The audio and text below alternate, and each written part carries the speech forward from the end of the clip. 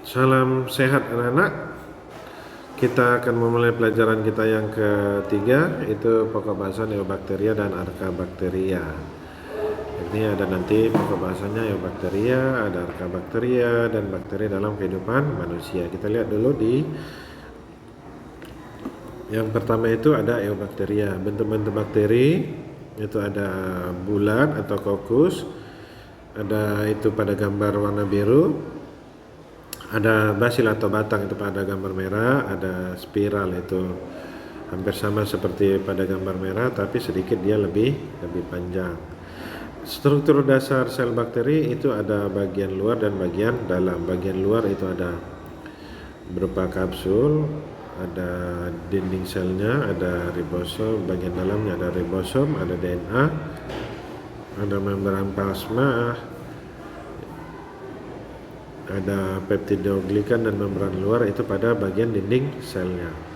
Berikut struktur dinding sel bakteri, ada bakteri gram positif dan struktur dinding selnya seperti pada Bacillus subtilis, ada pada E. coli. Struktur tambahan pada sel bakteri ada jenis-jenis bakteri yang dibedakan melalui jumlah dan keberadaan posisi dari flagelnya. Yang pertama itu ada monotrik, di mana bakteri yang memiliki satu flagel yang berada pada salah satu ujung dari bakteri. Yang kedua ada lopotrik, itu pada bagian gambar B. Ini terdapat beberapa flagel yang terdapat pada salah satu ujung bakteri. Yang ketiga amfitrik, ini amfitrik, terdapat beberapa flagel pada kedua ujung dari bakteri. Dan yang keempat itu feritrik, ini terdapat beragam berjumlah banyak bakteri yang terdapat di seluruh tubuh dari bakteri tersebut.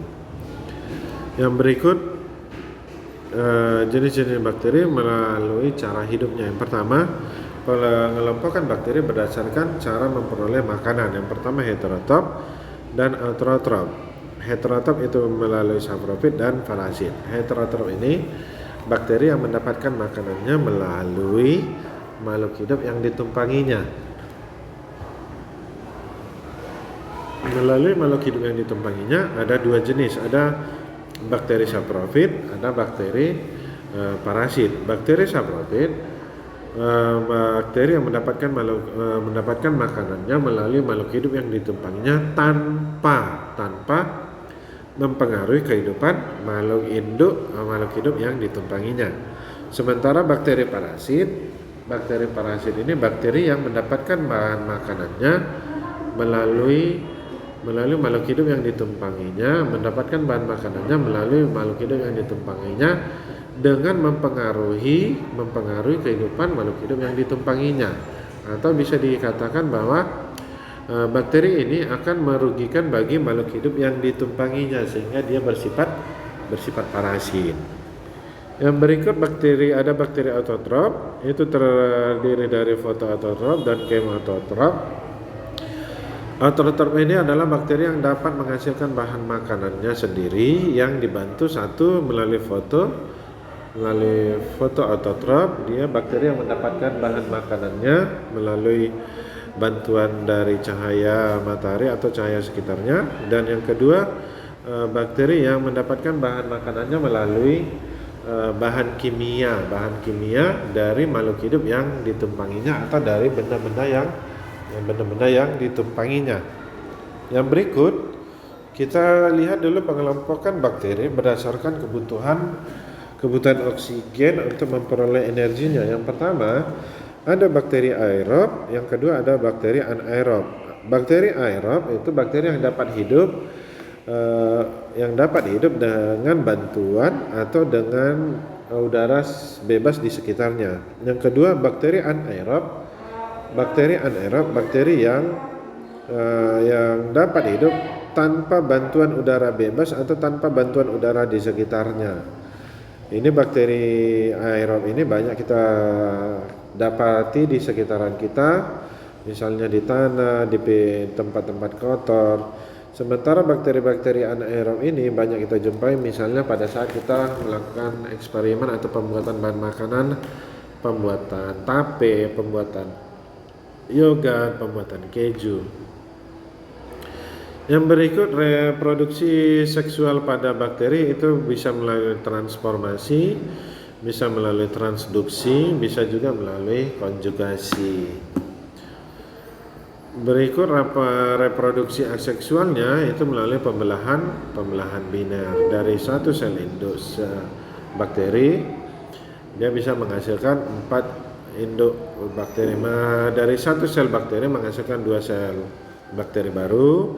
2 sel bakteri baru ini bisa menghasilkan 2 sel bakteri baru yang lainnya. Makanya pembelahannya pembelahan biner, pembelahan 2, dari 1 jadi 2, 2 jadi 4, 4 jadi 8 dan seterusnya. Itu maksudnya reproduksi aseksualnya.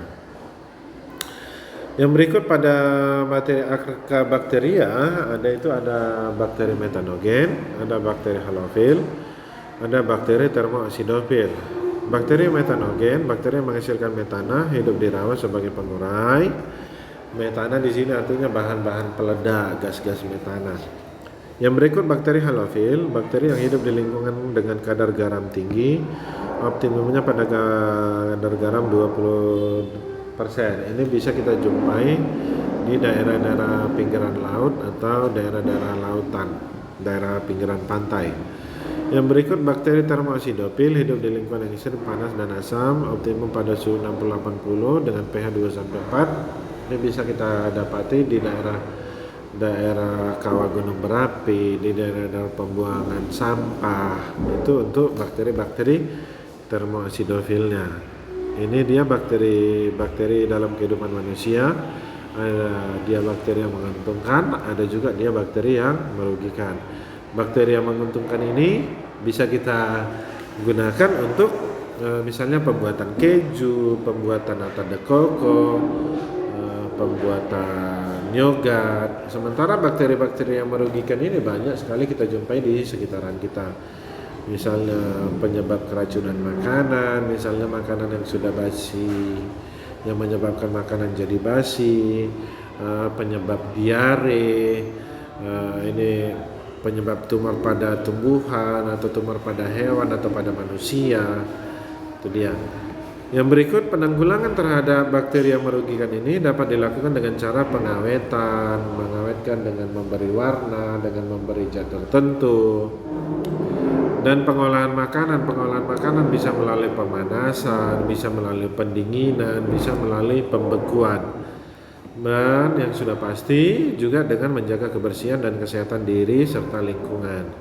Dan bila diperlukan untuk melakukan imunisasi atau vaksinasi pada manusia, pada hewannya untuk tetap menjaga kesehatan dari supaya kita tetap sehat, terhindar dari bahaya-bahaya serangan dari bakteri-bakteri yang ada di sekitaran kita.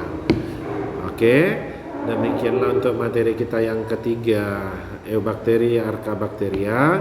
Bapak harap juga untuk materi yang ketiga ini juga dapat menambah ilmu pengetahuan kalian untuk kelanjutan dari pendidikan kalian di kedepannya. Terima kasih, tetap semangat belajar, salam sehat, sampai jumpa di minggu depan.